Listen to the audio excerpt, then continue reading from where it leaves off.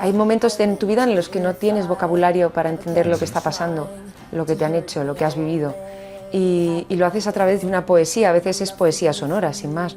Te estás volcando un sentimiento sin saber muy bien qué sentimiento es. Y al final miras la canción con distancia y reconoces el mundo en el que estás viviendo o en el que has vivido. Tiene 8 discos publicados, pero pocos podían definir a Maika Makowski. De origen macedonio, sabia andaluza e inspiración balear, ha irrigado sus canciones con las experiencias de los lugares en los que ha echado raíces. Tras un debut de pulpa rockera y después de asociarse con John Parish, ha celebrado el arte y la vida en MKMK, un exquisito álbum al que está dando los últimos coletazos. Nos reunimos con ella en la casa donde suele quedarse cada vez que viene a Madrid para reflexionar sobre la libertad, el miedo y la música. De verso libre y gran autenticidad, habla en cada uno de los idiomas en los que se siente cómoda, sobre todo el del amor. En la guarida de Maika Makowski, el podcast pop del Periódico de España. Natural de Palma de Mallorca, de madre andaluza, de padre macedonio, has vivido en Estados Unidos, en Irlanda, en Canadá. ¿De dónde te sientes? Ah, qué buena pregunta. Es un poco como la canción de no soy de aquí, ni soy de allá. Supongo que me siento de un paisaje sobre todo cuando llego a Mallorca y veo los pinos mediterráneos, pero en realidad me siento mediterránea, yo creo, más que nada. Pero es verdad que luego hay muchos sentimientos más y muchas cosas que me han quedado dentro porque las he vivido de muy joven. Y es un poco más complicado que solamente Mediterráneo. Ya. Y esa vida nómada, en cierto modo, ¿no?, de estar de un lado a otro, al final es tan bonita como la pintan, como dirías tú, de vivirla. Bueno, yo creo que sí, hasta que llega un momento en el que necesitas sentirte de algún lado. Ese es un momento en el que se te gira todo y ya no es tan bonito vivir en un barco. Ya. ¿De qué manera los sitios en los que has vivido, que has vivido muchos sitios, te influyen en la manera o en la forma de componer, de luego tú crear, de hacer música? ¿Te han influido de alguna manera esos sitios? Sí, algunos me cortan las alas. Vale. Quizá porque hay demasiada actividad frenética o... Esos que me cortan las alas en ese momento sí que me dan comida, ¿no?, para después... para después poder volcar en otro lugar más tranquilo. Por ejemplo, en Mallorca ha sido un sitio donde he podido componer mucho. Igual Nueva York era un lugar donde había tanto estímulo que no tenía tiempo de volcarlo. O de sentarme a pensar y a asumir. Sí, algo así. En Barcelona he escrito muchísima música. En realidad, cuando me mudo a un sitio nuevo, me da... siempre tengo como una especie de fuegos artificiales creativos y tengo una época creativa buena. Empezaste a componer como a los 12, más o menos, empezaste a tocar a los 14. ¿Esos sueños que tenías entonces los has llegado a superar? Sí. ¿Y sabes por qué lo sé? Porque hago una cosa que es escribirme cartas a mí misma, que abro después de 10 años. Hostia. Entonces compruebo que los sueños que tenía, las ambiciones que tenía, que las he superado con creces. Pero también me he dado cuenta de que hay sueños que tenía o ambiciones que tenía que en realidad no eran donde reside la felicidad de la vida, ¿no? ¿Qué papel jugó entre comillas, ¿vale?, Prince en esa niña pequeña que empieza a escuchar música? ¿De qué manera te influyó? He leído por ahí, cuéntame. Prince siempre me ha acompañado y no sé de qué manera me ha influido. Hay gente que le gusta mucho Prince que lo sabe ver en mi música, pero no es muy evidente. Sin embargo, le adoro, no sé de qué manera, pero es un compañero de vida. Si me siento triste, me pongo un disco de Prince y se me pasa enseguida. Cuando eres pequeño, somos pequeños, ¿no? Siempre tenemos como a nuestros padres, amigos, que nos van un poco guiando en el camino de la música, nos ponen grupos de su época o nuevos y tal. ¿A ti quién te guió en esa época? A ver, mi padre es músico, por tanto yo crecí escuchando su repertorio, que era muy variado, las chardas de Monty, la Pantera Rosa, y además él tenía un show súper loco en el que tocaba un montón de instrumentos y hacía locuras como pues meter la trompeta en un barreño de agua con jabón, que sonaba como una trompeta con sardina, pero acababa tirando pompas por todos lados, o tocar el himno de Escocia sentado en una pelota de yoga y sonaba como una gaita. Hostia. Y bueno, la pelota de yoga conectada a una melódica, ¿sabes la melódica, Sí, no? sí. Suena como una gaita, exactamente. ¿Sí? Y luego es un grandísimo músico, no todos son bromas, pero por ese lado pues ya una base de música tradicional, de evergreens. Mi madre escuchaba boleros y mi abuela escuchaba coplas, con lo que no conectaba en absoluto en ese momento, pero sí que mi madre me dio a los Bee Gees, los que adoro. Y luego tenía una amiga que tenía 2 años más que yo y éramos amigas por correspondencia. Y ella era mi dealer de música y de cultura. Y ella fue la que me envió un libro de Bukowski por primera vez. Pues no sé, me decía, tienes que escuchar a Jane's Addiction, ¿no? Ella, Inge, que al final se ha hecho fotógrafa y me ha hecho fotos para discos. Qué guay. Y, sí. Y yo tenía 13 y ella 15, o sea, que imagínate cuántos años hace. Sí, jolín. ¿Y la música que hacía tu padre, la has heredado tú de alguna manera en la tuya particular? Sí, de alguna manera sí, porque mi padre lo que me dio es mucha apertura y un parámetro de lo normal. Vale. Bastante loco. Entonces, para mí, la música que es demasiado estándar no me llama la atención. Me gustan las cosas que tienen un poco de filo, de la manera que sea. Vale. Las canciones en las que noto una voz de autor, que están escritas de una manera, con una chispa determinada. Y me ha dado mucha apertura a la hora de aceptar músicas que suenan de muchas maneras diferentes.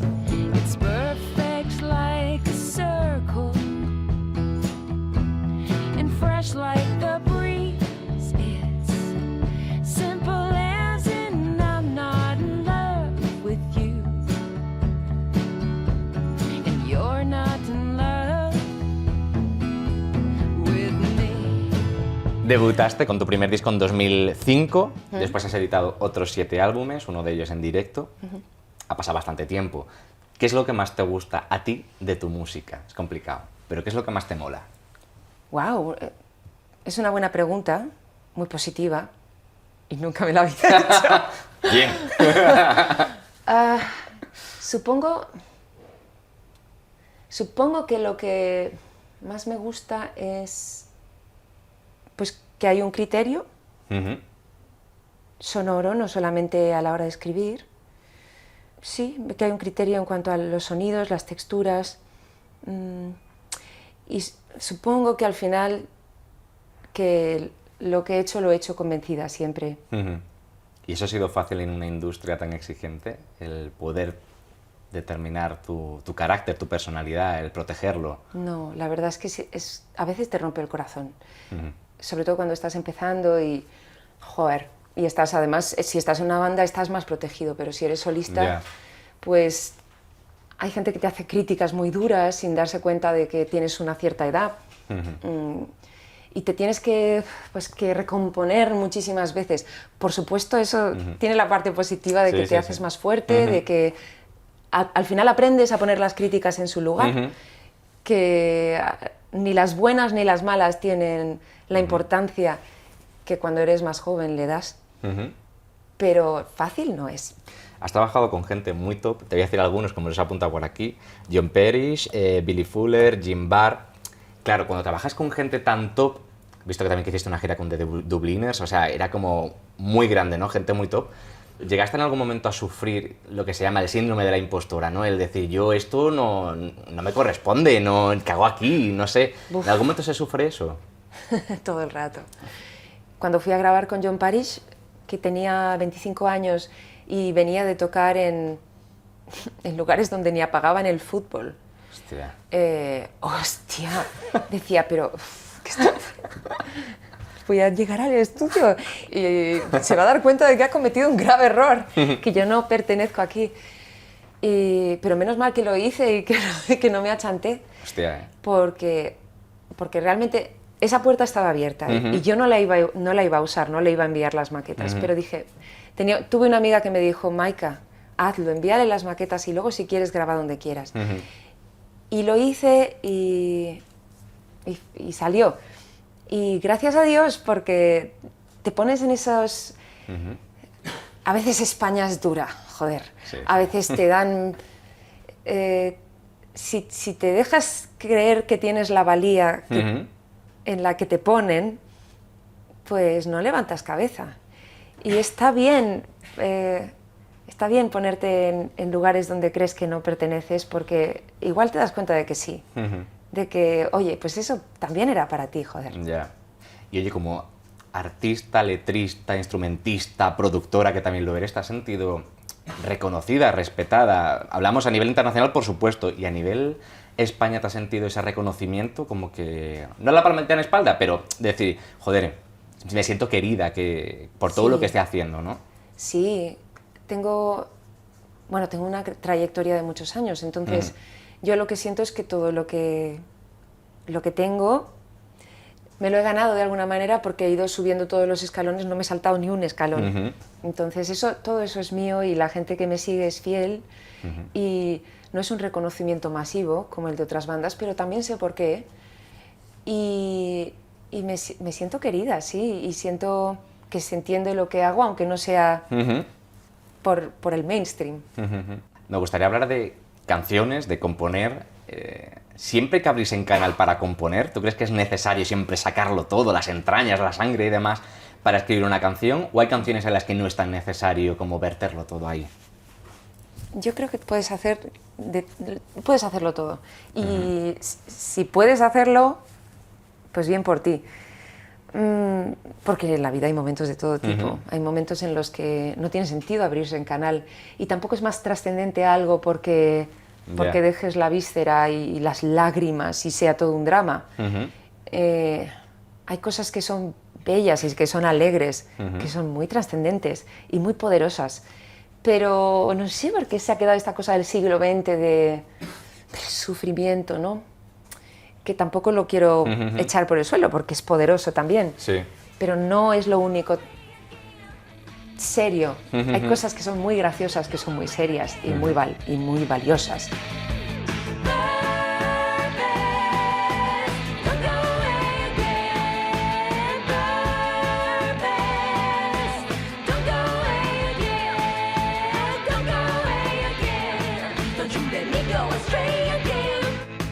Tú has tenido una carrera como muy progresiva, ¿no? Ha sido un éxito inmediato, todos los escaloncitos los has ido subiendo y tal, que es un poco muy diferente a lo que pasa hoy en día, como que se busca el éxito instantáneo, sonar, algo de viralidad, ¿no? En redes y tal. ¿Eso en alguna vez a ti te ha frustrado? El no poder llegar tan rápido quizás al punto al que tú querías llegar, aunque fuese subiendo esos escalones, ¿te ha frustrado? Es que, claro, estamos hablando de que cuando yo empecé era otra industria. Distinta, sí. Claro, en 2005 era otra movida. Es como que me hablaron de MySpace y yo dije, venga, vale. No. Ha llovido de MySpace, ¿sabes? Ha llovido. Y claro, joder. Entonces no esperabas eso, no esperabas tener éxito de la noche a la mañana. Es verdad que sí que escribí un tema para mi primer disco, que no está en ningún lado, por cierto. Ajá. Sí, es verdad, lo estaba buscando en Spotify y no está. No, porque me lo autoedité y soy un desastre, no por nada más. Y había un tema que sí que era muy comercial y dije, guau, este tema va a sonar por todas partes. Súper ingenua. Y luego te das cuenta de que no, que tienes... Ya. Que para sonar en todas partes no solamente es que hayas hecho un buen tema, es que tengas, pues que tu manager no sé cuántos, que la gente que te hace la promo no sé cuántos, Ya. que caiga donde tiene que caer, bueno, en fin. Pero aparte de ese momento de, vale, pues no están sonando en todas partes, porque será... Claro, era una industria en la que pues ibas tocando, ibas haciendo tus bolos y pues, la cosa era progresiva. A menos que fueras por el camino fácil de hacer un tema hiperradiable y estar con Ges Music, que era gente Ya, de sí. Operación Triunfo, Ya. pues no iba a suceder. Entonces... Claro, yo no tenía esa expectativa y yo sabía que la música que hacía era lo que entonces se consideraba alternativa. Ya, sí, sí. Ahora, no sé, hay gente que tiene genio desde el principio y que enseguida se planta en un escenario y es, sabe. ¿sabes? Que lo tiene. Para mí fue un aprendizaje y yo creo que si lo hubiera petado entonces hubiera hecho agua por muchos lados y no estaba preparada. ¿Y si hubiese sido así? ¿Qué hubiese pasado? ¿Seguirías en la música o no? Depende. Si hubiera sido con la música que yo quería hacer, puede que siguiera en la música. Si no, porque claro, a los 15 años me ofrecieron un contrato discográfico y me daban mucha pasta para grabar. ¿A los 15 años de carrera? No, a mis 15 años Ah, de a los edad. 15... Ah, hostia, ¿qué dices? Hostia. Pero que querían en ese momento que cantara en español y en catalán y que escribiera canciones con otra persona. Vale. Y yo no quería hacer eso. Entonces dije que no. Y me alegro tanto de haber dicho que no, porque probablemente hubiera sido un disco del que no estaría orgullosa. Y eso sí que me hubiera podido quemar. Porque es una traición. Cuando haces música que no quieres hacer, es una traición a ti mismo que te pasa factura, que luego no es gratis. Y eso te quema como nada, o sea, como una mecha rápida. Y pues mira, sí, es mucho más difícil para el marketing, es mucho más difícil para esto y para lo otro, pero al final no estoy pagando el peaje Ya, de que lo tendría. que no, sí. Sí. Jolín. Hay una cosa que me llama la atención y es cuando los artistas cogéis y para el título del álbum ponéis el buen nombre personal. Tú tienes dos, uno el Maika Makowski y por otro lado MKMK. ¿Por qué llamarlos con el nombre? ¿Quiere decir que son mucho más personales que el resto? ¿En qué sentido? Pues son dos cosas diferentes en realidad. El Maika Makowski es mi tercer disco y fue una manera de decir, ok, con este disco es como un nuevo comienzo, estoy orgullosa. Pues era una declaración de intenciones. Y MKMK es en realidad lo contrario a poner mi nombre en un disco, aunque sea mi nombre. Es un colectivizar mi nombre. Es un decir, este disco está pensado para una banda, no para mí. Vale. Y nos llamamos así, el colectivo se llama así. Has hecho también una banda sonora, la de Quien a hierro mata. Sí. ¿Cambia mucho la forma de trabajar cuando compones para una película que cuando lo haces para ti? Tremendamente. Sobre todo esto. Bueno, al principio vino Paco Plaza y me dijo, no, tú escribe música. Vale. Y nosotros luego la ponemos la colocamos en la acción, léete el guión, ve la película y inspírate. Y luego me dijo, oye, no, ¿sabes qué? Escribe la música para la imagen. Yo no controlaba la tecnología para hacer eso. Y de repente te ves escribiendo música para respirar con otro ritmo, con otras personas, con otras acciones. Hostia, movida, aquello tía. fue muy duro para todos. Pobre Paco, lo pasó fatal. Estuve a punto de dejarlo. Y al final luego es hacer lo primero que habíamos dicho, que es como yo funciono de verdad, escribiendo música de manera orgánica y completamente inspirada en la película, ¿eh? Sí. Pero no con un ordenador. Ya, y flipa, ¿eh? Esa no es mi manera. Es otro rollo completamente distinto. Sí, pero fueron 10 meses de sufrir. Sí, jolín.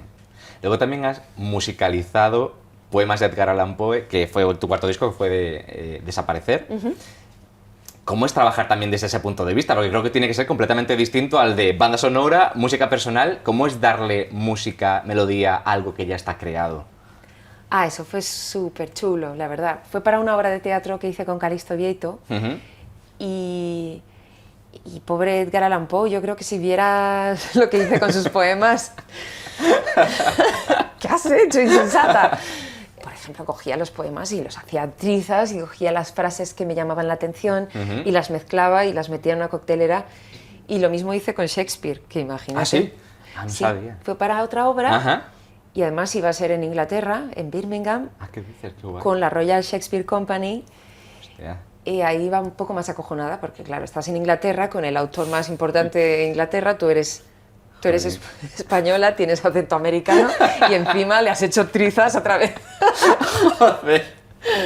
Pero luego resultaron ser más abiertos de lo que yo pensaba y todo fue bien. Pero es guay porque cuando tienes una letra, tienes una canción, ya tienes la rítmica de las estrofas de alguna manera, tienes la rítmica de la canción y es muy fácil escribirla. Jolín, qué guapo. Oye, tú que llevas tanto tiempo, entre comillas, y lo que queda, ¿no? Dentro de la industria, ¿cuánto cuesta rodearse de gente buena dentro de la industria? Pues cuesta lo que te cueste a ti creer en ti mismo, yo creo. Hay gente que nace con una seguridad en sí misma increíble y otra que no. Yo no nací con esa seguridad en mí misma, yo era súper tímida. Me sigue costando en realidad, pero pero hay que forzarse, porque si no te estancas, te quedas en lugares en los que igual que no son igual lo más propicio para hacer la música que quieres hacer. Ya. ¿Y has vivido muchos desengaños profesionales? Es una industria muy dura, con managers sobre todo. Vale. Me ha pasado, o sea, de verdad, si un día escribo un libro... Se viene. Joder. Todo el instinto que no he tenido para los managers, lo he tenido para las bandas, para la gente que me rodeaba artísticamente. Y eso me ha salvado, claro. Al final tus compañeros te dan lo más importante.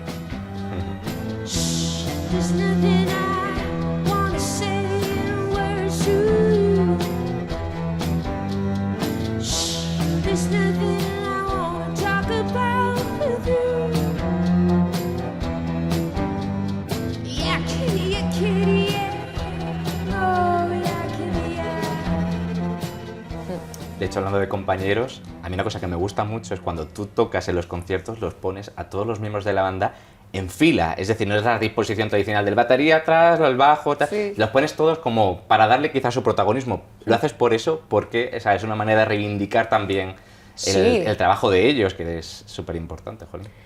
Pues totalmente. Además, como antes te decía, que este disco se llama, el último que saqué se llama MKMK, quería que fuera una experiencia colectiva. De hecho, empecé la gira tocando el teclado en una esquina del escenario. Luego acabo cambiando, pero todo el concepto era que todos fuéramos rotando de instrumentos y cambiando de posición en el escenario y que no hubiera un foco de atención... En alguien en concreto, ¿no? Claro. Y que fuera una especie de puré Jedi, ¿no? En Qué el guapo. que la fuerza está en todo, en el todo, ¿no? Estoy muy enamorada de todos ellos y quería que al público le costara decidir a dónde miraba. Sí, sí. Seguimos con el tema giras. ¿Quema mucho una gira cuando haces, no sé, 30, 40, 50 conciertos? Claro, entiendo que tú también tienes días malos, que no te apetece subirte en escenario, que te han dicho algo y te han hecho sentir mal y te tienes que subir. ¿Cuánto quema una gira? Depende de la gira, depende mucho de la gira. De cuánto te estén cuidando desde la oficina de booking, de si te hacen hacer muchos Sevilla-Barcelona. Tela. ¿Sabes? Que eso ocurre. Bueno, hubo una gira en la que, joder, estaba haciendo la obra de teatro y luego, pues, los viernes y los sábados y los jueves y los domingos haciendo bolos en las mismas ciudades. Sí.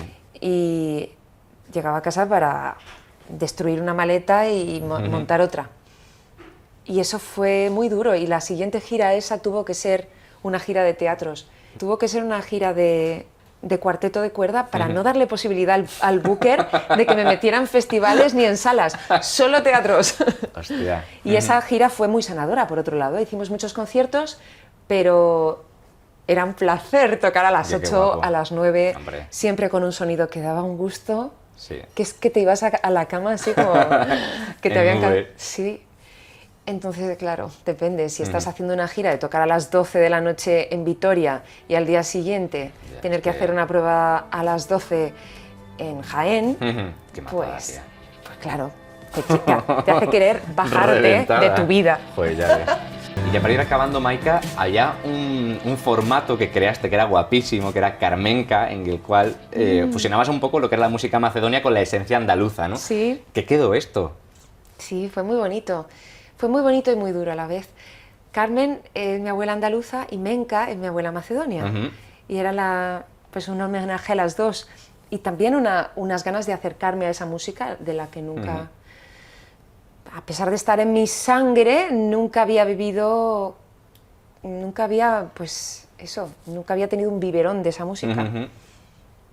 Y fue juntar a músicos macedonios que vinieron con Qué unos... guapo. Sí. Y canciones, repertorio macedonio con músicos de aquí y repertorio andaluz. Y la idea era fusionar esas dos músicas, pues de repente estar haciendo... Y yo con la guitarra eléctrica, porque es en lo que realmente me siento cómoda. pues estar haciendo una copla con una guitarra eléctrica en la que hay unos instrumentos macedonios, pero a la vez hay unos cantaores que después hacemos una canción macedonia y están cantando flamenco sobre una canción macedonia. Qué guay. Y esto podría haber girado, ya nos querían montar una gira por Macedonia, pero lo pasé mal, lo tuvimos que montar en una semana y precisamente fue en Barcelona en la semana del 1 de octubre del 2017. Y yo me sentí muy, muy mal esa semana y al final pues ese sentimiento se quedó impregnado un poco en la experiencia. Y por otro lado, me sentía un poco una invitada en esa fiesta, no la anfitriona del todo. Ya. Pero me sirvió para muchas cosas. Ahora estoy escribiendo canciones en 7x8, que es un ritmo macedonio que gracias a ese show dominé y integré. Qué guay. Oye, ¿tu relación con Macedonia, cómo ha sido? Quiero decir, ¿desde el principio fue un sitio al que acudir, al que inspirarse, o has reconectado con el paso del tiempo? ¿Cómo ha sido? Por desgracia, mi padre no me enseñó a hablar macedonio, que bueno, podría haberme enseñado al menos serbo-croata, que era que era parte de Yugoslavia entonces. Entonces, eso me convirtió un poco en una extranjera de mi propia gente. Lo que pasa es que tengo una familia que son tan encantadores, tan hospitalarios, tan dulces, Y hubo un momento en mi vida en el que todo estaba cambiando y todo era difícil. Antes hemos hablado de los managers, fue uno de estos momentos. Vale. Y me fui a Macedonia porque tenía un sitio donde poder estar y quería encerrarme, escribir canciones y olvidarme del mundo. Y lo que pasó allí fue lo contrario, que con 30 años, en vez de desconectar, conecté con lo más bello del mundo y una parte de mí que había estado vacía durante mi vida entera, pues se colmó de una información genética muy, muy bestia. Y conocí mejor a mi padre gracias a eso. Fue además una cosa que me hizo creer en el destino, porque yo me fui de Macedonia después de eso pensando que me iba demasiado pronto. Y al mes empezaron a morirse algunas personas de mi familia. Y fue esa última oportunidad de vivir a mi familia entera. Y si no llego a estar ahí ese año, no lo hubiera vivido. Y fue una experiencia a la que le debo mucho a nivel humano. Qué guay. ¿Y eso lo has incorporado luego en tu arte? Pues mira, ahora escribiendo estas canciones me doy cuenta de que sí. Qué guay. Porque hay un ritmo macedonio que es puramente de allí, que estoy escribiendo bajo mis canciones, bajo mi sonido y mi estética, pero está esa cosa de raíz ahí abajo. Qué guay. Acabas de publicar hace muy poquito Bunch of Little Burdens, que para mí sigue un poco como la estela visceral que había, la energía esa potente, ¿no?, que había en MK. ¿Va a seguir el tono las próximas canciones por ahí o no? Pues este single, que va a ser un 7 pulgadas de doble cara, o sea, 2 singles, son canciones que siguen esta estela, así como despreocupada y primitiva y con arrojo y con un sonido pues rudo, pero no lo sé, no sé si el disco siguiente va a ir por aquí. Vale. Ya veremos. Igual tengo que hacer un doble. Y ya por último, los artistas miráis mucho alrededor, ¿no?, como un poco para inspiraros, ¿no? O en tu caso cuando has viajado, has vivido, etcétera, etcétera. ¿Qué has descubierto del mundo a través de tus canciones? Pues la verdad es que siempre las he escrito para reconocer, para entender cosas. ¿Y te reconoces a ti en esa música siempre? Sí, incluso cuando era muy joven y me estaba poniendo un disfraz, me reconozco a mí misma poniéndome un disfraz. Eso es guay. Es algo. Fantasizing is so easy. Fantasizing about all sorts of stuff.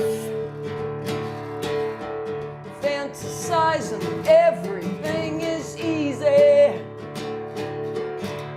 Fantasizing about a perfect life.